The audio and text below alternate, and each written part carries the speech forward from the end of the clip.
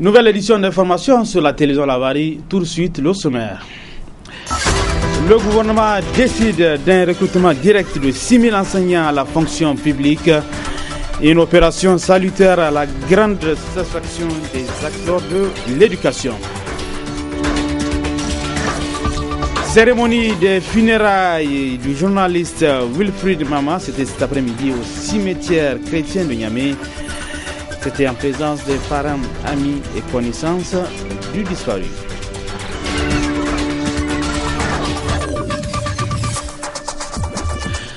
Mesdames, Messieurs, bonsoir et bienvenue sur cette édition d'information. Lancement hier par arrêté ministériel du recrutement direct de plus de 6 000 enseignants à la fonction publique. Une opération de grande envergure qui vise à doter les écoles nigériennes d'enseignants en quantité et en qualité. Le reportage est signé Adam Soumana. Il est indéniable que dans chaque entreprise, pour donner le maximum de soi-même, chaque individu a besoin d'être en personne dans des conditions optimales. Conscientes de cette situation, les autorités de la 7e République décident de recruter près de 6 000 contractuels de l'enseignement, tout niveau confondu à la fonction publique, afin d'améliorer la qualité de l'enseignement. Aujourd'hui, nous venons d'assister en tout cas à l'ouverture des recrutements pour le compte de l'année 2014 qui concerne les 3 ministères en charge de l'éducation, dont notamment l'enseignement primaire pour un total de 4 220 enseignants qui seront recrutés. Et enseignement secondaire, nous aurons 2133 enseignants et à la formation professionnelle, nous aurons 153 enseignants qui vont intégrer la fonction publique. Si on fait le décompte, on va se retrouver avec un peu plus de 6 000, en tout cas 300 enseignants qui seront recrutés en une seule année. Je crois qu'il faut reconnaître qu'un effort a été fait à cet endroit et que, en tout cas, beaucoup d'enseignants vont quand même quitter la phase contractuelle et deviendront des enseignants fonctionnaires. Une décision donc vivement saluée par les syndicats du secteur, lesquels par ailleurs demandent aux autorités de faire preuve de transparence et d'équité dans ce recrutement. Pour ce recrutement qui vient d'être lancé, nous avons déjà écrit au Premier ministre avant même l'ouverture de ce recrutement, c'est-à-dire juste après la publication de la liste définitive de 2012-2013. Nous avons attiré l'attention du Premier ministre quant à sa responsabilité sur l'équité entre les Nigériens et surtout sur l'équité entre les agents que nous sommes, c'est-à-dire les enseignants. Parce que le recrutement, en principe, tel que ça a été défini, le recrutement direct, et tel que l'arrêté même ou les critères le spécifient, c'est que c'est un recrutement qui doit prioriser les anciens. C'est-à-dire qu'il faut d'abord tenir compte des anciens sur le terrain, des anciens en âge, et que c'est à eux, en principe, qu'on devrait faire ce recrutement, mais ne pas, en tout cas, les délaisser et prendre ceux qui viennent, en tout cas, de commencer, c'est-à-dire ceux qui ont juste 2 ans ou 3 ans, ou même nous avons constaté ceux qui ne sont même pas sur le terrain, qui ont été recrutés. Maintenant, nous, en tout cas, notre cri de cœur, il est là. Maintenant, la position politique, elle en est, en tout cas, autre chose, mais dans tous les cas, en tant qu'organisation syndicale, nous allons, en tout cas, continuer à faire le maximum de pression sur la partie gouvernementale afin que les critères puissent être respectés dans le cadre de ce recrutement 2014. Espérons alors que ce recrutement se fasse dans la règle de l'art et constitue ainsi une bouffée d'oxygène pour l'école nigérienne. Suite de ce journal avec les funérailles de notre confrère Wilfried Mama, décédé le dimanche 3 août dernier. D'origine béninoise, Wilfried est un journaliste et infographe émérite qui a contribué à la création et à l'animation des premiers journaux privés nigériens, dont Haske, le tout premier. Une grande perte pour la grande famille de la presse nigérienne qui l'a accompagné à sa dernière demeure cet après-midi au cimetière chrétien de Niamey. Un ami qui ne ferme jamais son cœur. Écoute-nous quand nous t'implorons pour ton serviteur Wilfried, notre frère que tu viens d'appeler à toi. Tu as été d'une manière ou d'une autre son espérance et sa foi. Maintenant, reçois-les dans ta maison à la place que tu lui as préparée. Ouvre-lui tes bras et donne-lui le bonheur que rien ne peut détruire. Par Jésus le Christ, notre Seigneur. De Dieu nous venons, à lui nous retournerons reconnaître la sagesse humaine, et à chacun son tour. Celui de Wilfried Affectueusement appelé Willy, a été un coup dur pour l'ensemble de la presse nigérienne. Il l'est encore plus pour ceux qui connaissent l'homme et l'ont côtoyé de son vivant. Un ultime hommage qu'ils sont venus lui rendre avant son ensevelissement. Perfectionniste, avec un sens élevé de professionnalisme, tu aimais bien prendre ton temps pour nous fournir toujours un travail de qualité. À peine avions-nous débarqué au bureau aux environs de 19h. Te voilà embarqué d'urgence vers la clinique où tu avais été interné pendant 48 heures il y a un peu plus d'un mois. Personne parmi tes collègues, tes amis, ne pouvait s'imaginer que ce jour-là serait fatal. La maladie qui te rongeait depuis quelques années a eu raison de ton courage, de ta force. Tu nous as ainsi attendu rentrer, nous tes collègues et amis, de cette retraite pour nous dire tes adieux. Quelle belle leçon de la vie que tu nous donnes ainsi. Tu m'as laissé personnellement esselé dans le petit bureau que nous partageons depuis quelques années à Alternative et où nous avions entretenu un climat convivial, confraternel et plein d'humour. Wilfried, moi je l'ai connu il y a presque exactement 20 ans de cela, en septembre 1994, quand tout jeune étudiant nous venons de créer Alternative. Et lui était déjà un aîné d'âge, mais aussi dans la profession. Et donc nous n'avions aucun matériel de travail. Et nous avons composé notre premier numéro du journal Alternative qui est paru le 15 septembre 1994 grâce au savoir-faire de Wilfried Mama. Sur le plan professionnel, je retiens que la première fois que j'ai touché à un clavier d'ordinateur, c'est grâce à Willy. Et c'est lui qui m'a appris à démarrer un ordinateur et à travailler avec. Il est clair que pour moi, qui suis son oncle, je reconnais que c'est tout le Niger, c'est toute l'Afrique occidentale, pour ne pas dire le continent qui vient de perdre une valeur. Baptisé dès son jeune âge dans la foi chrétienne catholique, Wilfried s'est éteint à l'âge de 50 ans, laissant derrière lui une veuve et 5 enfants.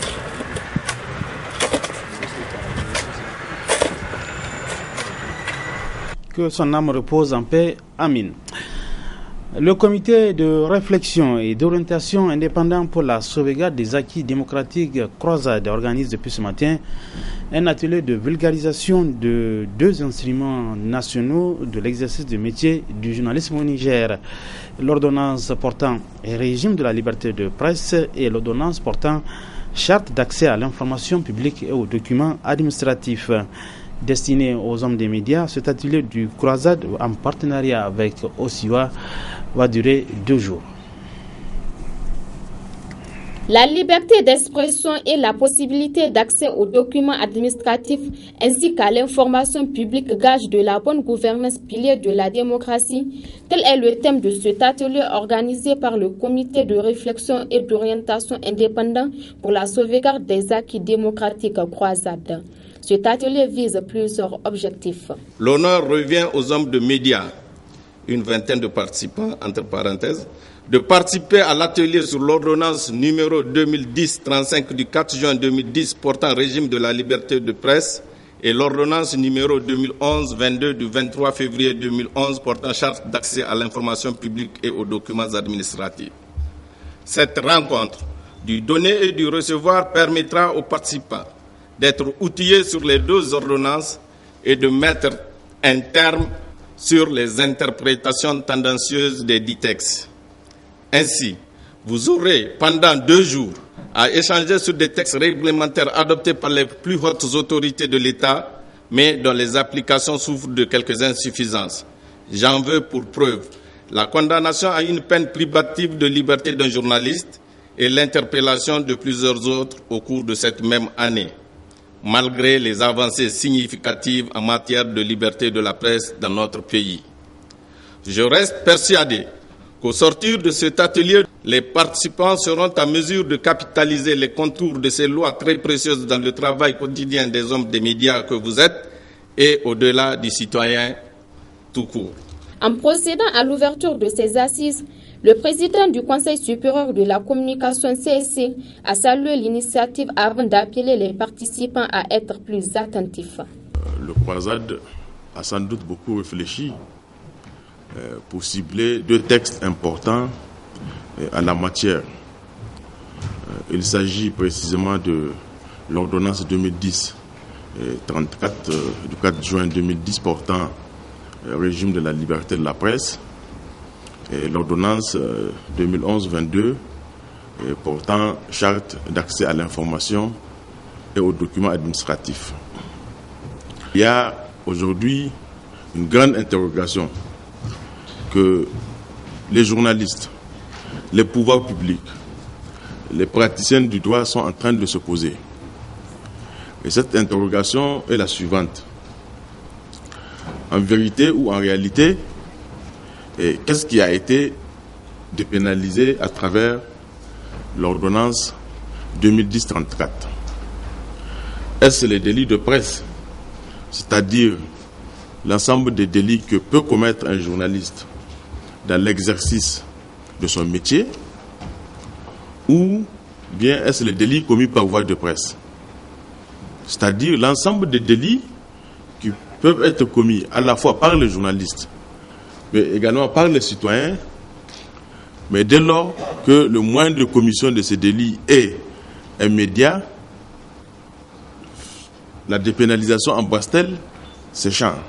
Je vous exhorte donc à suivre attentivement les différentes présentations qui vont être faites sur ce texte, à poser toutes les questions possibles afin de mieux cerner les contenus et surtout à faire bon usage dans votre travail quotidien de journaliste.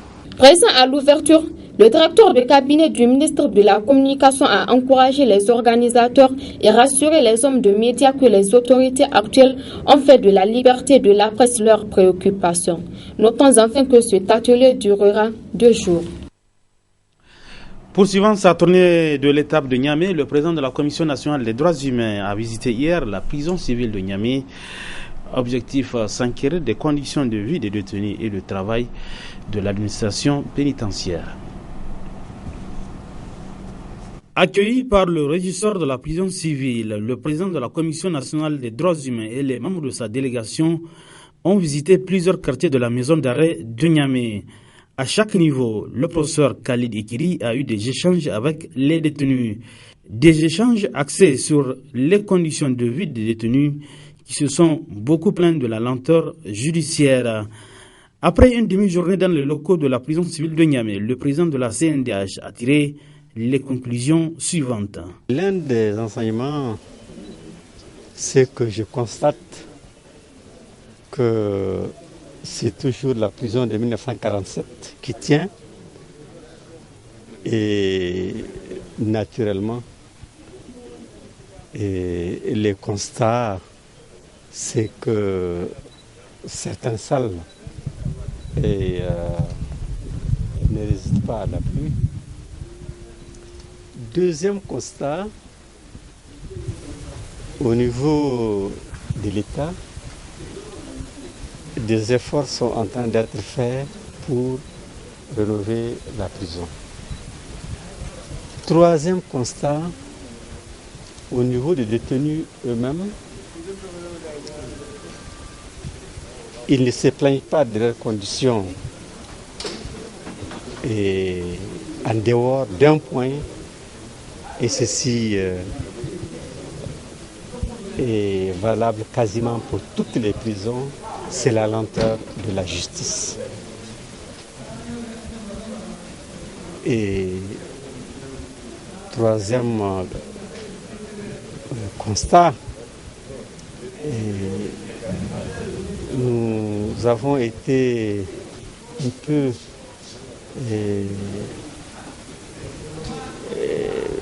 désolés de constater que des forces vives au niveau de la prison n'est pas la possibilité de s'exprimer au point de vue activité manuelle. Et donc nous avons vu des ateliers de couture par exemple, où les femmes pouvaient bien faire de la couture, mais on nous dit qu'il manque une monitrice pour leur apprendre. Je pense que ça c'est une préoccupation qui doit être vite levée, afin de permettre aux 40 femmes détenues de pouvoir être plus mobiles et sortir de la prison en ayant donc entre les mains un métier avec lequel elles peuvent survivre. Ceci est valable également pour les jeunes, également pour les adultes. Et un autre constat, c'est que dans certains domaines, puisque c'est un domaine, la prison civile de Niamey, nous avons constaté que les détenus sont mélangés, et mineurs, majeurs, même s'il y a un quartier de mineurs ailleurs. Et nous avons également constaté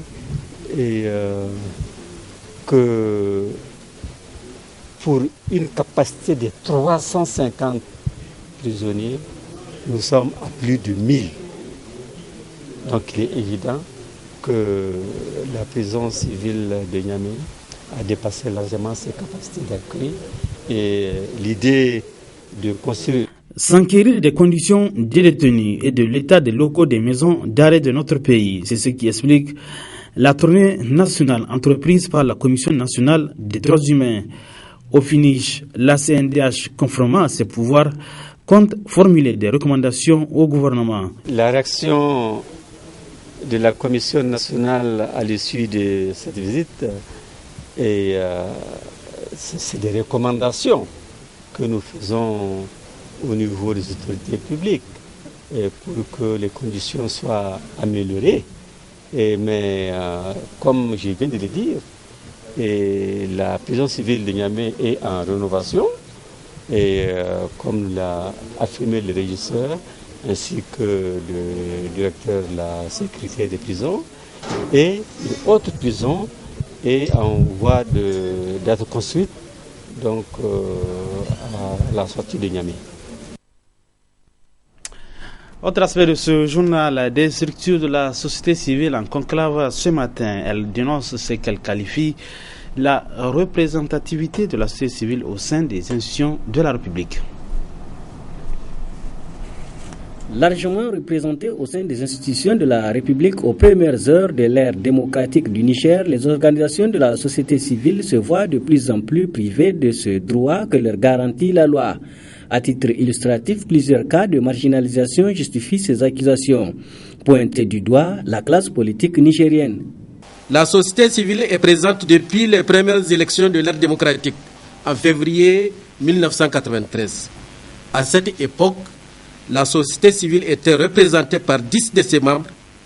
En août 1996, elle a été réduite à 5 membres, et c'est jusqu'à l'adoption du Code électoral 2010 qui nous a ramenés à 2 représentants des associations de défense des droits de l'homme, dont un est membre du bureau de la CENI comme rapporteur. Aujourd'hui, force est de constater que ces acquis sont en train d'être spoliés et remis en cause pour une classe politique prédatrice de tous les droits et n'ayant comme ambition que la conquête du pouvoir, quel que soit le prix à payer. À titre illustratif, la représentation de la société civile a été supprimée à l'RTP afin de partager le poste de conseiller au parti au pouvoir. Constatant que la société civile ne défend plus ses intérêts et notre classe politique, opposition comme majorité, et les non-affiliés s'entendent autour d'une vision commune sur la sous-représentation de la société civile en décidant, une fois encore, d'écarter complètement les centrales syndicales.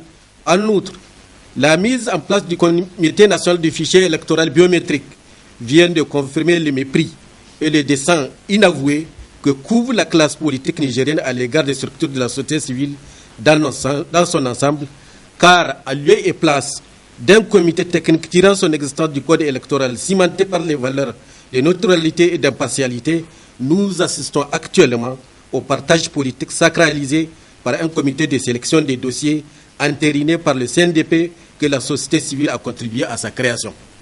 Tout en dénonçant la procédure adoptée dans le cadre de la mise en place du comité national chargé du fichier électoral biométrique, les structures signataires de cette déclaration demandent réparation. Les organisations de la société civile constatent avec amertume la réduction drastique, voire les exclusions planifiées dans les institutions où elles sont membres de droit. C'est pour toutes ces raisons que nous demandons au président de la République et au Premier ministre chef du gouvernement, président du CNDP, 1. de remettre les organisations de la société civile dans leurs droits dans toutes les institutions de la République. 2. respecter les dispositions du Code électoral qui ont prévu dans ces articulations la représentation des magistrats, des avocats, des organisations de promotion et de défense des droits de l'homme, des organisations féminines, des syndicats, des partis politiques légalement reconnus et des représentants de l'administration au sein du fichier électoral, conformément à la composition du comité de reprise du fichier électoral de 2008-2009. Alerte l'opinion nationale et internationale sur la dérive électorale qu'encourt notre pays à l'occasion des prochaines consultations électorales. Présente dans toutes les démocraties en construction pour soustraire les résultats des suspicions et leur donner une certaine crédibilité, la société civile a le devoir de jouer le rôle d'arbitre. L'actualité dans nos régions, depuis quelque temps, s'approvisionner en carburant n'est pas chose aisée. À Arlit, CAD, il en manque toujours en quantité suffisante dans les stations-service. Le mauvais état de la route Agadez-Arlit et l'exploitation de l'or dans le Djado sont entre autres facteurs qui expliquent cette situation. Le constat avec nos envoyés spéciaux Asman China et Sadoumi.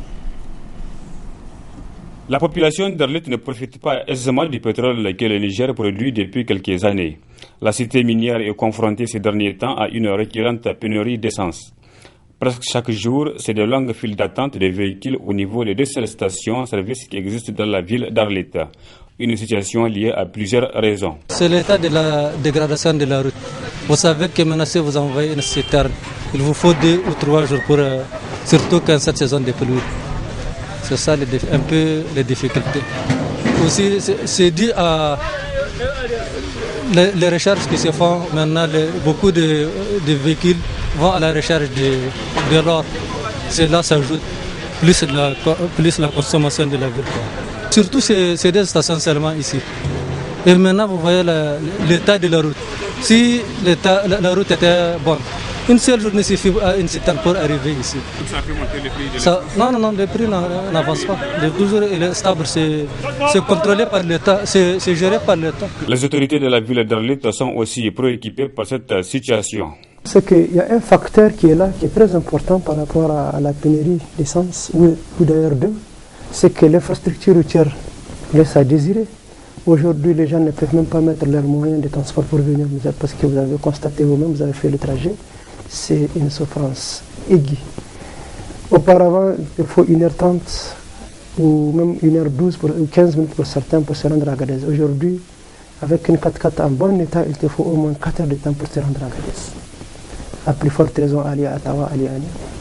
Donc du coup, il y a en tout cas ces problèmes du réseau routier qui se posent.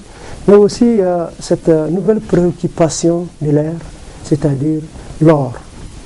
Aujourd'hui, il suffit le soir de vous rendre au niveau de la station, la seule d'ailleurs qui marche aujourd'hui. Et dès que la citerne vient, aussitôt elle est pompée par les orpailleurs, en tout cas qui utilisent ces carburants. Hier, j'ai fait le déplacement au niveau des stations, j'ai constaté un engouement. Les gens, en tout cas, sont alignés à la Kélélé. Ils prennent des carburants dans des réservoirs et autres là pour faire face, en tout cas, à leur besoin au niveau de la brousse, dans le cadre donc, de la recherche de l'or. Donc ces deux facteurs-là nous ont en tout cas conduit à une pénurie de carburant. Pour le moment, pas de solution immédiate à ces problèmes. Le seul espoir, c'est la réhabilitation du tronçon Agadez-Arlit, prévu dans les accords de partenariat stratégique Niger-Arriva, signé le 26 mai dernier à Niamey. Retour à Niamey, le regroupement des ONG et associations du secteur de la santé au Niger a organisé ce matin un débat en collaboration avec le réseau nigérien des journalistes pour l'éducation et le développement Ranged. Une rencontre qui vise le renforcement des capacités des journalistes dans le cadre de la lutte contre la fièvre à virus Ebola dont notre pays est jusque-là épargné. Il s'agit pour le roi Sen, à travers cette rencontre d'échange, d'associer le RANGED afin d'optimiser les résultats d'une lutte qu'il a déjà commencée. Nous savons que l'État du Niger est en train de faire un effort à l'instar des autres pays. Mais nous pensons que l'État doit faire davantage des efforts en mobilisant le maximum de ressources financières. Quand on regarde dans les autres pays, les États ont mis déjà, un État ou deux États ont mis déjà 1,2 milliard sur la table pour dire à l'ensemble des acteurs. Parce que la lutte contre la fièvre Ebola, ce n'est pas seulement une affaire du ministère de la Santé, c'est une affaire de tous les citoyens. Et nos partenaires ne peuvent pas rester timides. Hier ou avant-hier, on a fait la journée humanitaire. On n'a pas parlé de prévention de Ebola, on n'a rien fait. Et on doit être à mesure de prendre les dispositions pour que chacun de nous contribue. Parce qu'il n'y a pas une petite ou une grande responsabilité, une responsabilité tout court. Et nous devons aider notre gouvernement, notre État, en tout cas, à prendre toutes les dispositions pour pouvoir prévenir Ebola. Il ne faut pas que nous attendons que la fièvre, on ne le souhaite pas pour dire qu'il faut faire. Nous sommes en train de faire ce travail.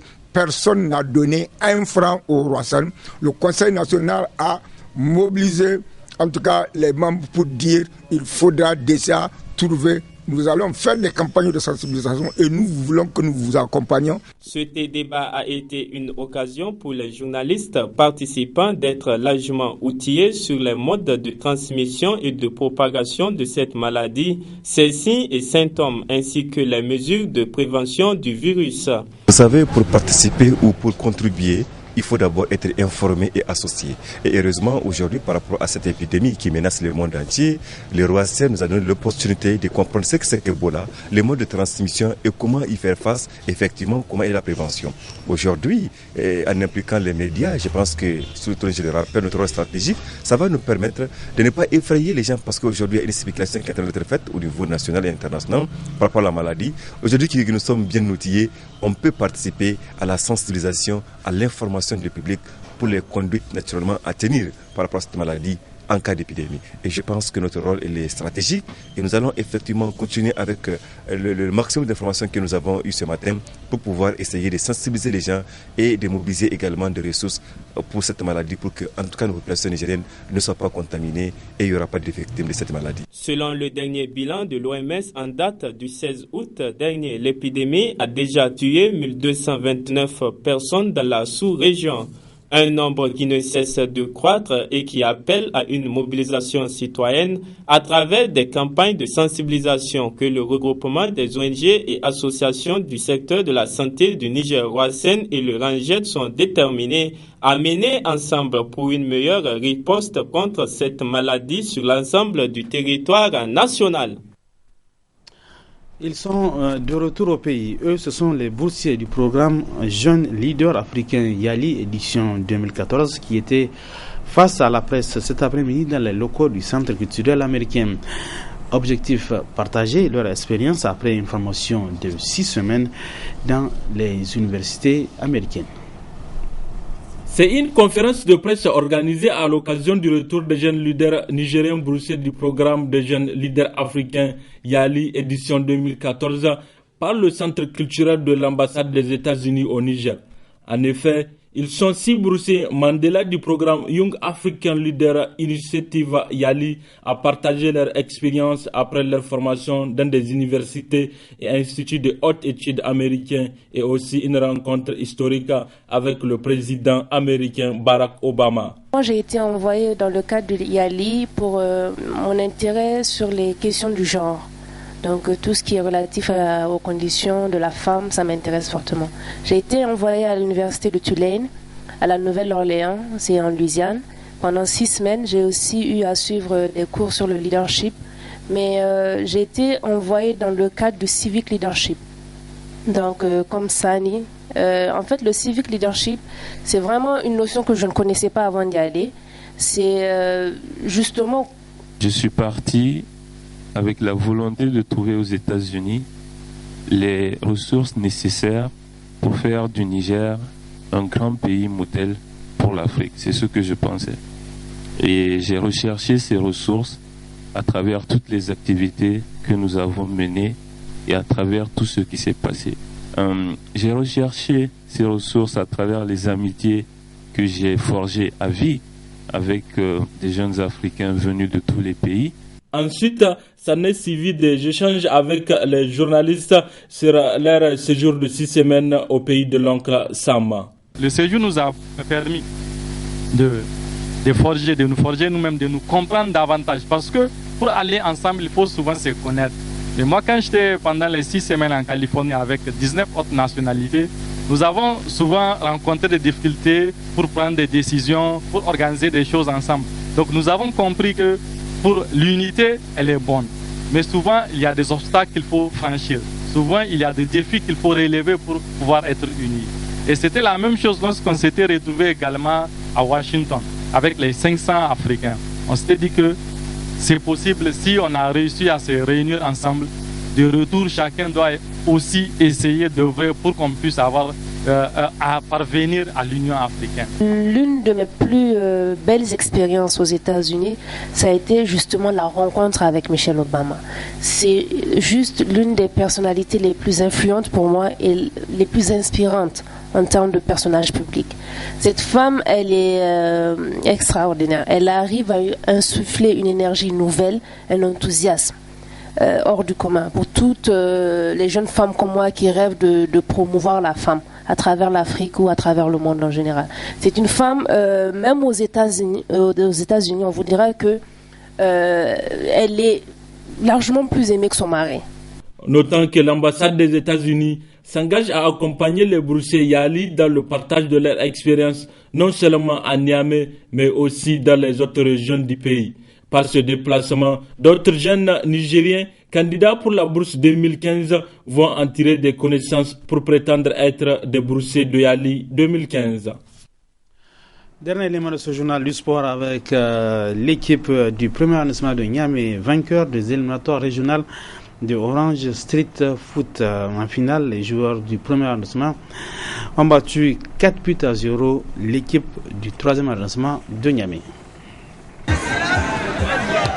C'est par une longue séance de tir au but qu'a pris fin la finale régionale de Niamey Orange Street Foot au centre des jeunes de Bukoti. 4-3, c'était le score final en faveur du premier arrondissement contre l'équipe du troisième arrondissement.